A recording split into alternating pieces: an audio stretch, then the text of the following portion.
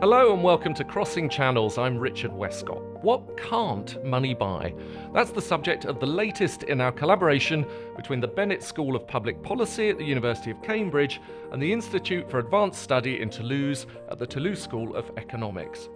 As ever, we're going to draw on the interdisciplinary strengths of both institutions to explore a complex issue where market logic runs into moral limits. How prices, incentives, and even policy metrics can change the meaning of what we value, and what it takes to build the trust, legitimacy, and decision-making processes needed when values genuinely conflict and pricing it isn't an option.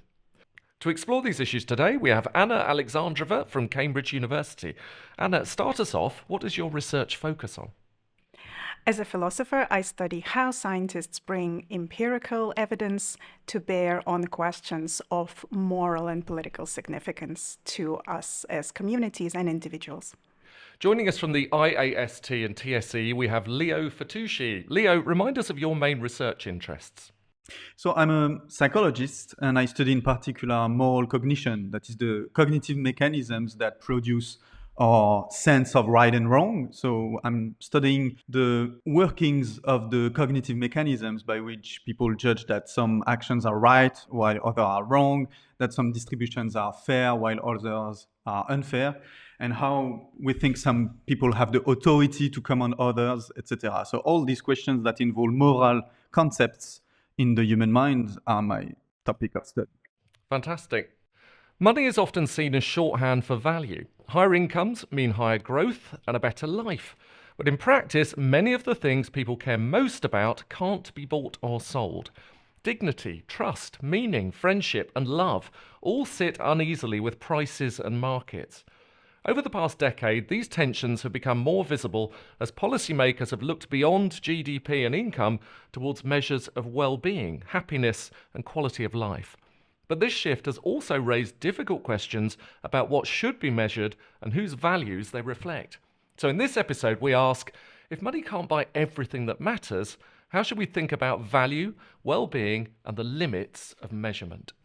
Okay, what's for sale and what isn't then? Anna, in your research, you argue that well-being is a morally charged target for science and policy, and it can't be treated as a neutral object in the way some other scientific targets can. So when we ask what can't money buy, where do you think the biggest conceptual mistake happens? I think money can't buy X. People attach different meanings to this expression. Sometimes they mean that you cannot commensurate how valuable dignity of life is to how valuable housing is, or access to consumer goods. And that's perfectly correct. People have all sorts of complex ways of valuing things. But sometimes they mean some kind of critique of capitalism that, if you trade everything in the market, then things get devalued, which is also, I suppose, true.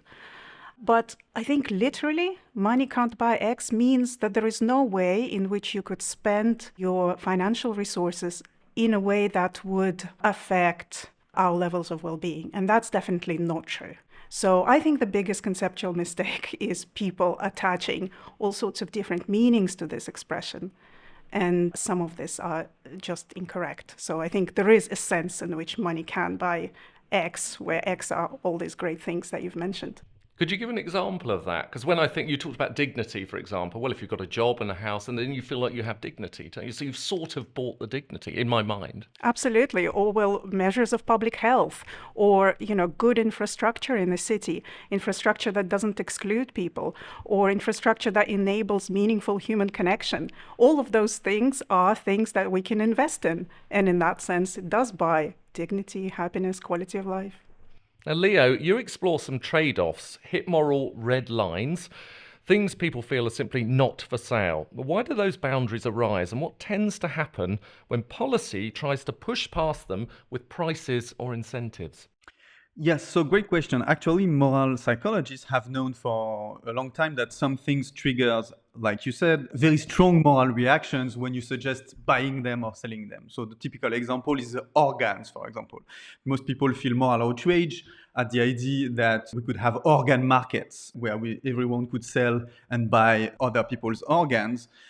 And what's striking about this fact is that this reaction persists even when you tell people that allowing organs sales or organs market would save many more lives than not having them, given the severe shortage of organs transplants. So what's striking about that is that people seem to have a strong negative feelings about some things being for sale that is not related only to efficiency or overall efficiency, rather they care also about fairness. So they think typically that it would be unfair to allow for poor people to sell their parts of their body to survive, that they don't morally deserve that. So we have clear moral intuitions in the human mind that seem to clash with the monetarization of some particular things. So another example is buying votes. If you allow people to buy votes, people have the very clear intuitions that that would give unfairly all the political power to the rich. And again, this clashes with some basic intuitions of fairness and moral rights in people's cognition. It's interesting you mentioned organ selling, actually. My daughter's just done a philosophy course at university and has been talking about this as one of the examples. And you don't think about it in normal life, but when you actually raise the sort of moral elements of it, it's more complex than it sounds, isn't it? It's very easy to be outraged at the start, but actually there are pros as well in some ways. Yeah, the pros actually, they often pertain to efficiency. So the idea that we can increase the total amount of benefits that is produced in the society. So if you allow organs to be sold, many more people will have organ transplants. But then people seem to also calculate that there are downstream consequences that could be unfair, like the fact that some people then, particularly those who don't have a lot of money, will sell their organs, which is a huge cost to them that they don't necessarily deserve. So again, the big clash here is about fairness, between fairness and efficiency. If money is one way of turning things into something comparable, measurement is another. So we can't always buy well-being, but we often try to manage it through numbers. Anna, in your writing on measurement, you show that deciding what to count is also deciding what counts. When governments build well-being dashboards or targets, how can measurement choices end up narrowing or redefining what doing well means rather than simply describing it? Measurement is fundamentally about comparability and commensuration of different goods. So it is hard to even imagine measuring something without there being something you measure it against, without a standard.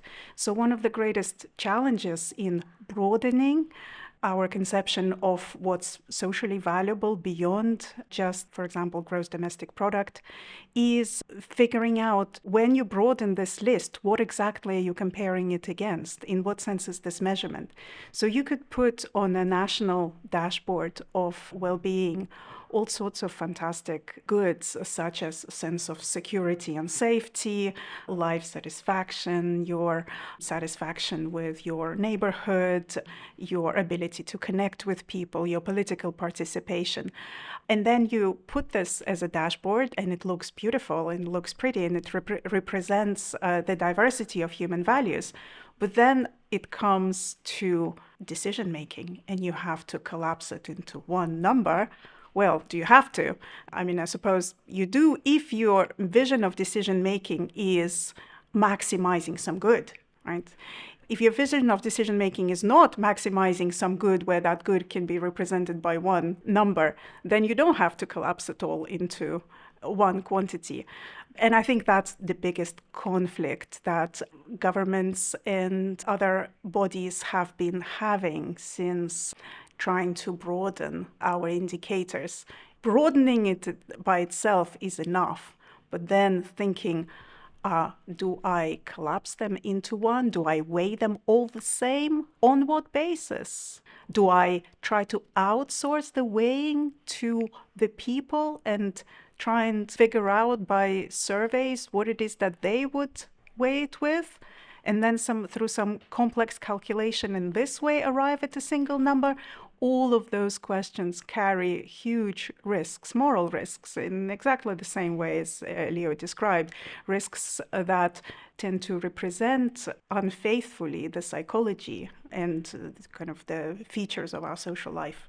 It's interesting you mentioned surveys. I was going to ask about that. I was going to say, when you go out to people, what do they say? What do they all, presumably people have very different values. So how do you can't please everyone? One of the ways in which social scientists have tried to get around this problem is by asking very, very general questions. Are you satisfied with your life as a whole? And the thought is that when you ask questions that broad, then you presume that people would have already made the calculation in their head how valuable is health versus safety versus political participation versus peace at home, etc. And therefore, some of the movements in happiness economics have been to kind of outsource these tough decisions by asking these very general questions that are supposedly very democratic. In fact, they're not, because when people are asked such general question, and perhaps Leo as a psychologist can tell us, what happens in people's mind is not that complex calculation of what matters to me really. What happens is, I don't know, something, just a random number that depends perhaps on your mood or something like that. So surveys of life satisfaction do not always help with that question. Yeah, Leo, what is going on in someone's mind when they're answering 1 to 10, how happy are you with life? That's a great question. I'm not a happiness scientist, so I cannot confidently answer that question. One thing I would tend to think is that in general, when we ask people surveys, we hope that on the whole, the fact that you ask many people a thing, the noise that you get from the measure for each individual not being exactly what happens in their head will be cancelled out by the many numbers that you have, and so that on the whole you will capture something that is close to people's mean or average intuition that happens in their head. That is one way to justify survey measures, but I completely agree with a lot of things that Anna said, that of course many calculations that happen in the mind are more complex, and in fact you need other types of measures and to make them converge in order to have a reasonable idea of what is happening. Well, sticking with you, Leo, you show that institutions can make reputational pressures and social incentives much stronger. Can you give us a simple example, and what does it tell us about alternatives to paying for good behavior? So maybe without going into all the intricacies of the question of institutions, one important lesson from research on the psychology of cooperation and morality is that paying for good behavior with money or monetary incentives sometimes, not always, but sometimes can backfire, in the sense that we can take a simple example that is very classic and famous, is that people seem to have shown that when you pay people for blood donations, for example, in fact what you get is that blood donations go down rather than up, which seems to contradict the idea that when you incentivize something with money, that behavior will tend to increase or to happen more often. And so this is supposed to show something important about human behavior, which is that many cooperative or pro-social behavior that people do for the public good are not primarily motivated by money or immediate self-interest captured in monetary incentives. Rather, some of them are motivated by a sense of moral duty or moral identity. So the idea that you want to do the right thing, or to see yourself as a good person, or being seen as a moral or trustworthy person. And so when you put a price on the thing that you are trying to incentivize, sometimes you can crowd out this more moral motivation, because now the action that we are talking about, for example, giving blood, is not framed anymore in terms of I am donating because it's the right thing to do or because I'm a good person. Rather, now it becomes I'm giving blood because I want selfishly to get money. And so this decreases the pro-social motivations that people have otherwise when they are thinking that they are doing something out of moral duty, or because it's the right thing, or because that's for the common good, or because they are a good person.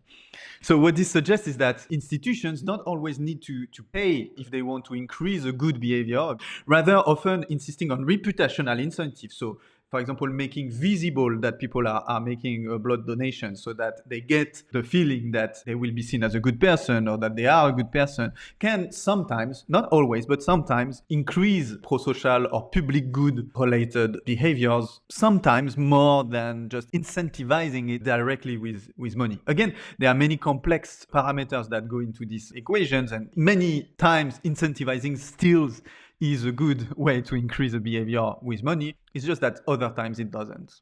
I'm a bit staggered by that. It actually puts people off going in, even a small amount of money, and that's not outweighed by the people who think, actually, I could do with a few extra pounds, and I'll go and give blood. That's fascinating. It actually takes away the moral sense that they have that they're doing something good by paying them.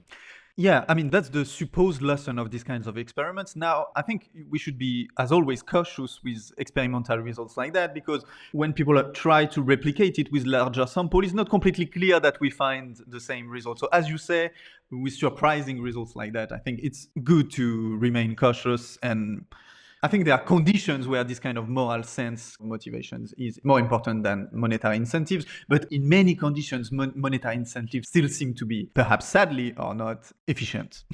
Yeah, well, people will always like money. Exactly. Anna, the sort of thing we've heard Leo just describe there, that sort of phenomenon, are we also seeing that in social measurement?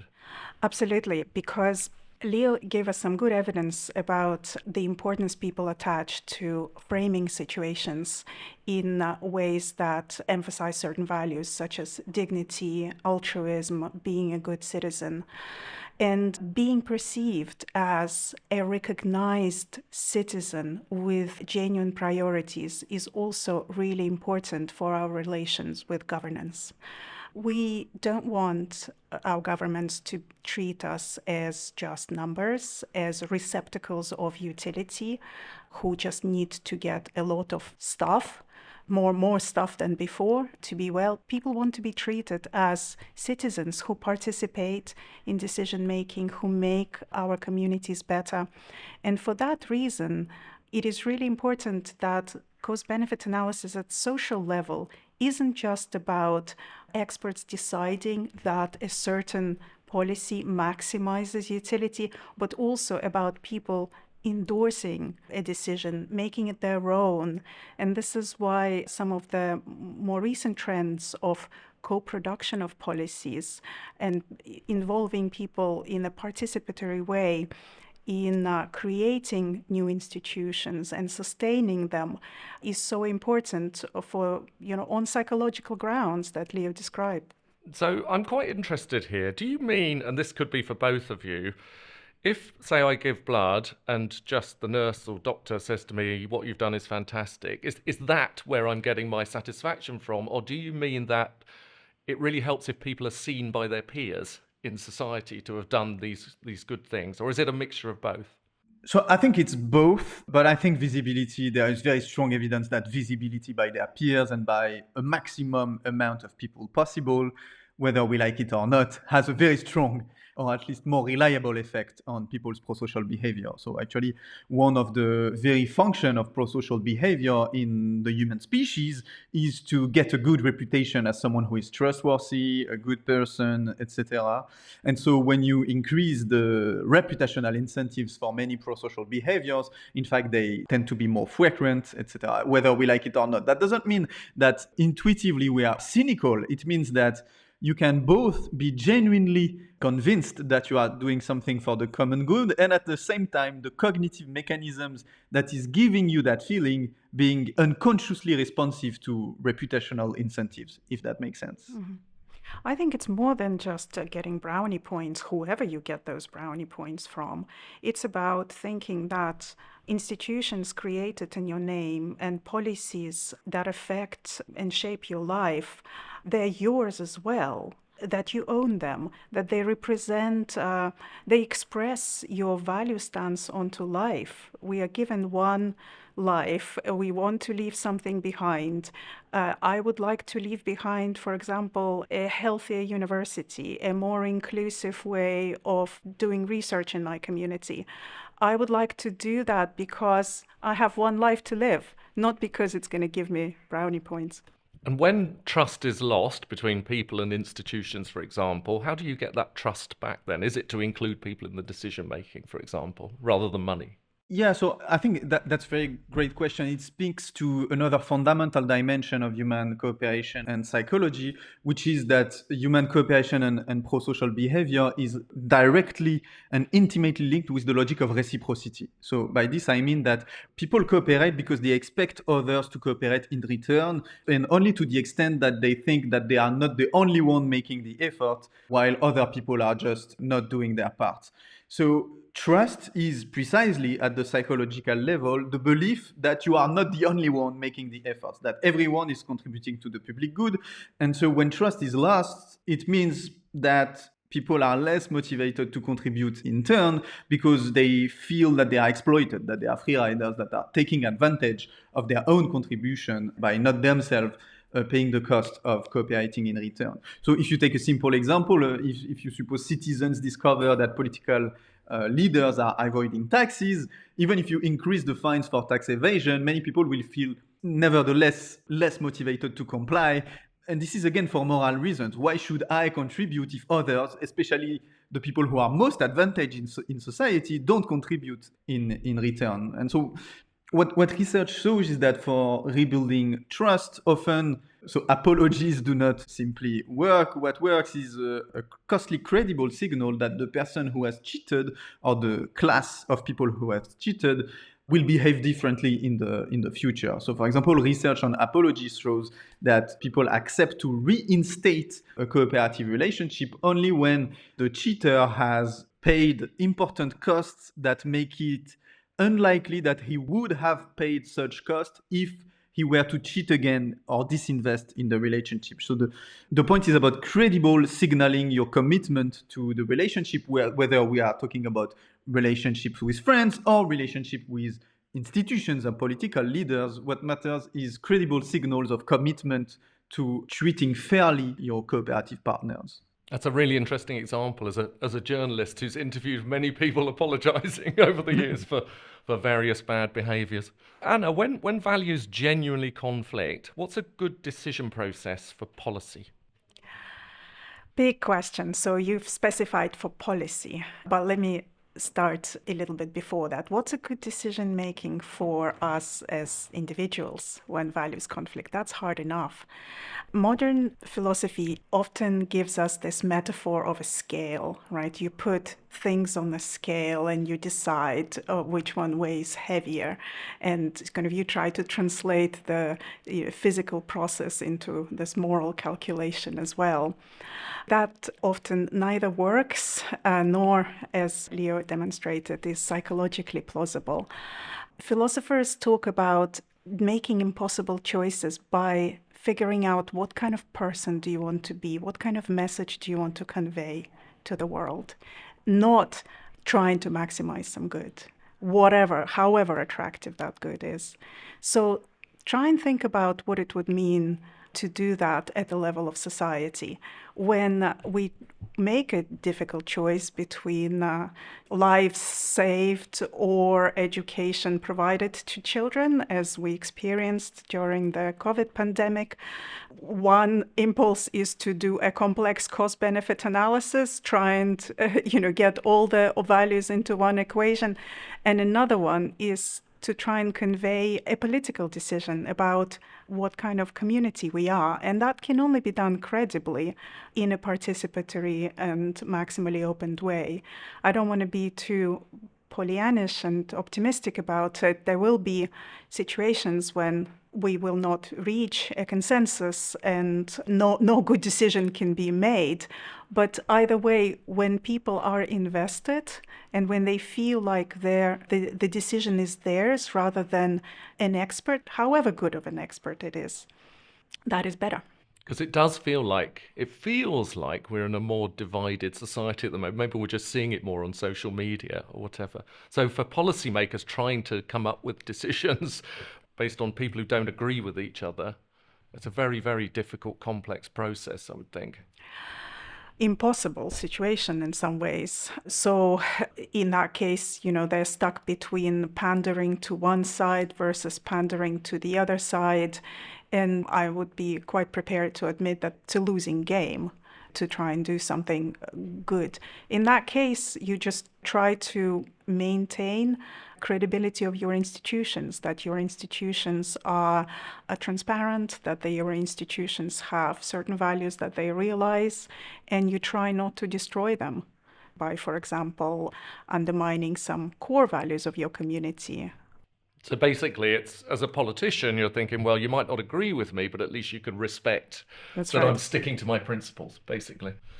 Okay, we always like to finish by looking ahead into the future. It's never easy. So looking ahead, Leo, we'll start with you.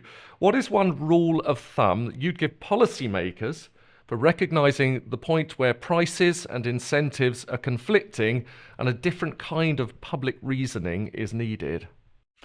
Yeah, that's a great question. I'm not sure I have a clear answer to. I think there are many very complex models and people doing formal models to try to disentangle, as you said, the precise situations where you should price or rather rely on civic virtue. I think one rule of thumb could be like to think again about justice and fairness. The human mind is really universally calibrated to ask whether an organization of society is fair and not just efficient. And often public policy tends to think a bit, maybe too much about efficiency. That is how much value we can create overall when you sum the well-being of everyone. But in fact, what people are also sensitive to is whether each individual would be better off in that kind of situation. So people are very averse to when some individuals are in a way sacrificed for efficiency. So again, I would say the rule of thumb is really think about fairness. Think about whether each individual's moral rights are being respected rather than just whether collectively as a whole society would be better off. Anna, what would be your rule of thumb for policymakers? This podcast is about policy. What should they be thinking about? I'm going to be a little bit difficult. A rule of thumb, to me, invokes solutionism, a philosophy that thinks that there is a certain patch, there is a certain trick you could do to make things work. The best grounds for credible decision-making are strong, inclusive, accountable, transparent institutions.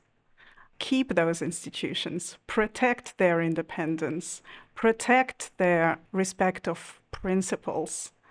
And beyond that, any rule of thumb can be gamed, any rule of thumb can be undermined in the public sphere, any rule of thumb can go wrong. But if you have those strong foundations, you will be stronger in the future. Well, that's all we have time for on this episode. Thanks to Anna Alexandrova from Cambridge University and Léo Fitouchi from the IAST and Toulouse School of Economics for joining us. And thank you for listening to Crossing Channels. We'd love to hear what you think. Your reviews help us shape future episodes and make it easier for new listeners to find the show. If you enjoyed this one, why not explore some of our earlier episodes too?